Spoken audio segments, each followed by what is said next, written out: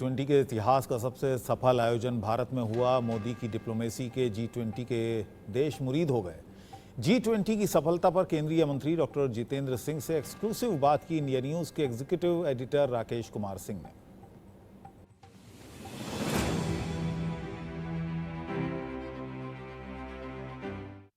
नमस्कार, मैं हूं राकेश कुमार सिंह। इंडिया न्यूज में आपका स्वागत है। जिस तरह से भारत ने G20 में जो डंका बजाया है और भारत की जिस तरह से जय हुआ है, इसके लिए प्रधानमंत्री नरेंद्र मोदी बधाई के पात्र हैं, बल्कि पूरी जो मोदी मंत्रिमंडल है वो बधाई की पात्र है, क्योंकि जिस तरह से दिन रात एक करके मोदी सरकार लगी हुई थी और आखिरकार जो सफल आयोजन हुआ। हमारे साथ बातचीत करने के लिए पीएमओ राज्य मंत्री डॉक्टर जितेंद्र सिंह है। डॉक्टर साहब, बहुत बहुत बधाई। आपको भी बधाई है राकेश जी। डॉक्टर साहब, पहला सवाल है कि G20 के इस भव्य आयोजन से दुनिया में बड़ा पैगाम क्या है? आने वाले दिनों में हिंदुस्तान को इसका कितना फायदा होगा? सबसे पहले तो आपकी बात में ही बात जोड़ते हुए मैं ये कहूँ कि भारत ने एक नया आयाम स्थापित किया, एक नया बेंचमार्क।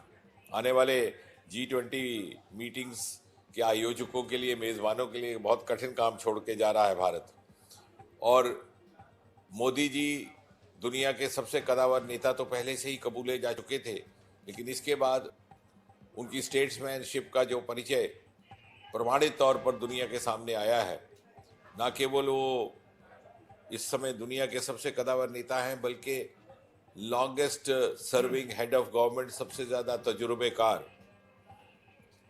और विश्व के भिन्न भिन्न विषयों को बारीकी से समझ करके उनको समाधान निकालने की क्षमता रखने वाले ऐसे दानिश्वर एक रहनुमा। उन्होंने अपने आरंभिक सत्र में ये कहा था कि need to transform global trust deficit into global trust, यानी ये जो अविश्वास को विश्वास में परिवर्तित करना। और उसका देखिए सबसे अच्छा उदाहरण, क्योंकि लोगों को और विश्व भर के नेताओं को उन पर विश्वास है। जब मोदी जी ने जो बातें आगे रखी, चाहे वो लाइफ का मंत्र रखा, चाहे वो मिलेट्स का रखा, चाहे यूथ सीलिंग का, चाहे वुमेन एम्पावरमेंट का, उस बात को कबूला गया है। चाहे उन्होंने बायोफ्यूल अलायंस की बात की कि भविष्य को देखते हुए कि अगर इससे आगे हमें प्रगति करनी है, विकास करना है, तो एक सामूहिक तौर पर करना होगा। वो ज़माना जाता रहा जब अलग अलग रहा करते थे।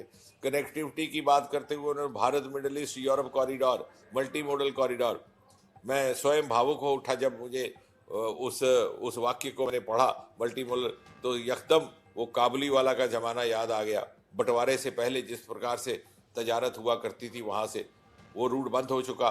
दुर्भाग्यवश बंटवारे ने तो अपना एक ट्रेजिडी लाई। उसके बाद पाकिस्तान ने जिस प्रकार से व्यवहार किया, कभी हमारी रास्ता एक्सेस का बंद हो जाता था, कभी रहता था। चीन अपनी ढंग से कभी कभी शरारत करता। तो मोदी जी की अगुवाई में भारत ने एक पहल करते हुए सारे विश्व के लिए एक विकल्प सामने लाया, तजारत के लिए भी और एक दूसरे के साथ संपर्क निकट करने का भी। मोदी जी ने जैसे बड़ी खूबसूरत शब्दों में कहा कि जब कनेक्टिविटी बढ़ती है तो केवल व्यापार ही नहीं बढ़ता, बल्कि उसके साथ साथ विश्वास बढ़ने का भी सोर्स बनता है।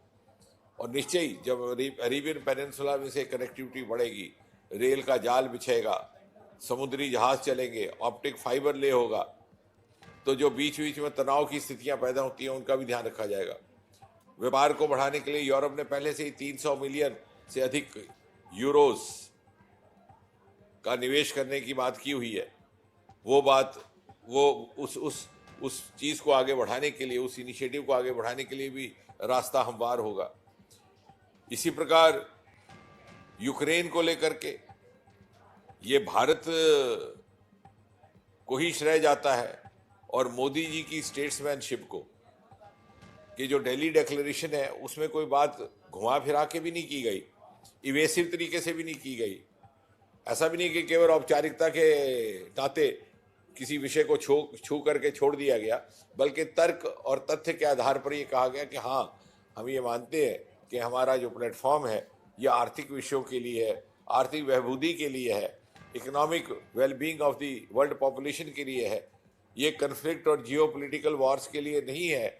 लेकिन जब कहीं वॉर होता है, जब कहीं युद्ध होता है, तो उसके आफ्टरमाथ में मानवता के खुशहाली पर फर्क पड़ता है। इसलिए हमें चिंता है और इसीलिए हम मानवता के नाते मानवता का रवैया अपनाए हुए एक आगे प्रस्ताव रख रहे हैं। तो मुझे लगता है कि कुल मिलाकर के एक नया मापदंड, एक नया बेंचमार्क मोदी जी की अगुवाई में भारत ने स्थापित किया है G20 के लिए, जो अब G20 बन चुका है, 21 बन चुका है, और G21 भी मोदी जी की ही बदौलत एक लिया गया इनिशिएटिव अफ्रीकन यूनियन को उसमें शामिल करने से हुआ। डॉक्टर साहब, मेरा दूसरा सवाल है कि G20 की इस आयोजन में भारत और भारतीयता के सांस्कृतिक समृद्धि का शंखनाद हुआ है।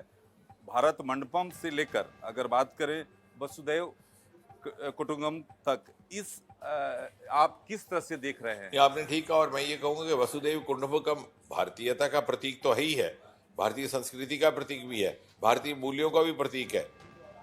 लेकिन उसको केवल कहने मात्र तक नहीं सीमित रखा गया, उस पर अमल हुआ है। ये जिस प्रकार से G20 को 21 बनाना, मुझे लगता है कि इंक्लूसिवनेस की बेहतरीन मिसाल अगर कायम की गई है तो G20 भारत की मेज़बानी के द्वारा की गई है। और जिस तरह से यूक्रेन के, जहां पर यूक्रेन का उल्लेख आता है, तो प्लैनेट पीपल पीस प्रॉस्पेरिटी, ये सब हेडिंग है उस पर है। ये वासुदेव कुटुंबकम का भी मंत्र है इसमें, और मोदी जी का दिया हुआ मंत्र सबका साथ, सबका विकास, सबका विश्वास, सबका प्रयास। तो भारत की जो रिवायती हमारी कदरें हैं, जो हमारे पारंपरिक मूल्य हैं, उनको भी पुनः स्थापित करने का कार्य भारत मंडपम से लेकर के तमाम आयोजन और मेन्यू तक झलका। और उसके साथ साथ जिस प्रकार से दिल्ली डिक्लेरेशन में भिन्न भिन्न मुद्दों को लेकर के निष्कर्ष निकाले गए, उसमें भी भारत की तहजीब और साथ ही साथ आधुनिक कटिंग एज टेक्नोलॉजीज के साथ आगे बढ़ने की एक इच्छा शक्ति का भी हमें एक नज़ारा मिलता है। डॉक्टर साहब, बाइडेन और सुनक ने भारत के इस आयोजन को ऐतिहासिक बताया है। इस बार के G20 में वे कौन से बड़े फैसले हुए हैं जिसका असर पूरी दुनिया पर पड़ेगा? आप किस मुझे लगता है 3-4 मोटे फैसलों की बात करें तो सबसे पहले जो मुझे भी ज़ाती तौर पर भी जो फैसला बहुत प्रभावित कर रहा है, वो है हमारा Bharat Middle East Europe corridor. एक whole of world, whole of planet वसुदेव कुटुंबकम का परिचय देने वाला, जो जोड़ देगा भारत को, और ख़ास तौर से भारतीय उपमहाद्वीप का जो नॉर्थ वेस्ट का हिस्सा है, उत्तर पश्चिम का, उसको किस प्रकार से यूरोप के साथ जोड़ने का काम जो प्राचीन समय में होता था वो कहीं छूट गया था, एक बहुत बड़ी ऐतिहासिक भरपाई की गई है। दूसरा, global alliance of biofuels. Bharat में बायो रिसोर्सेज बहुत बड़ी मात्रा में है, भारत उसकी अगुवाई भी कर सकता है। आने वाले समय में बायो रिसोर्सेज पे हमारी निर्भरता भी रहेगी।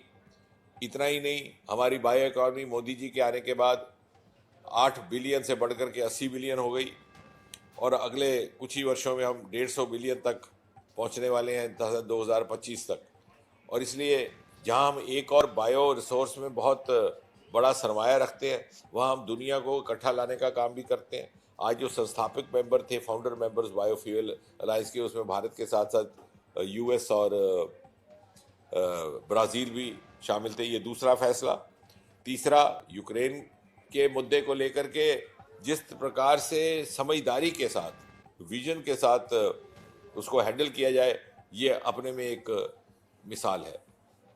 और मुझे लग रहा है कि जो लाइफ जैसे मंत्र जो मोदी जी के दिए हुए थे, जिसको दुनिया ने इसको कबूला है दिल्ली डिक्लेरेशन के माध्यम से, लाइफ फॉर एनवायरनमेंट, तो उसमें है तो भारतीयता, लेकिन उसमें सारे विश्व की खुशहाली, उसकी वेलबींग और आने वाले समय में उसके विकास, उसकी ग्रोथ का भी फलसफा है।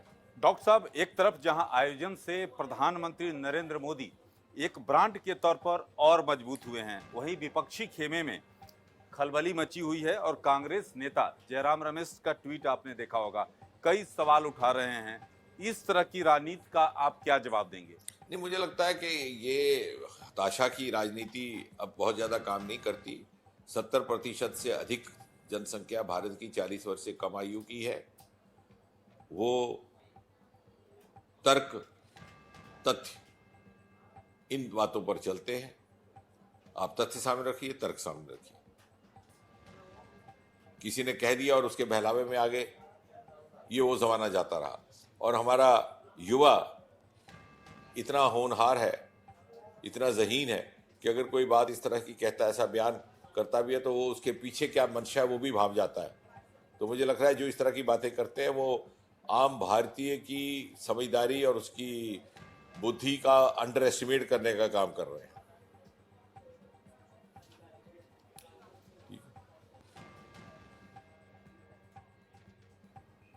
डॉक्टर साहब, ब्रिटिश प्रधानमंत्री सुनक ने हिंदुत्व को लेकर बड़ा बयान दिया और उन्होंने सनातन धर्म में अपनी आस्था दोहराई।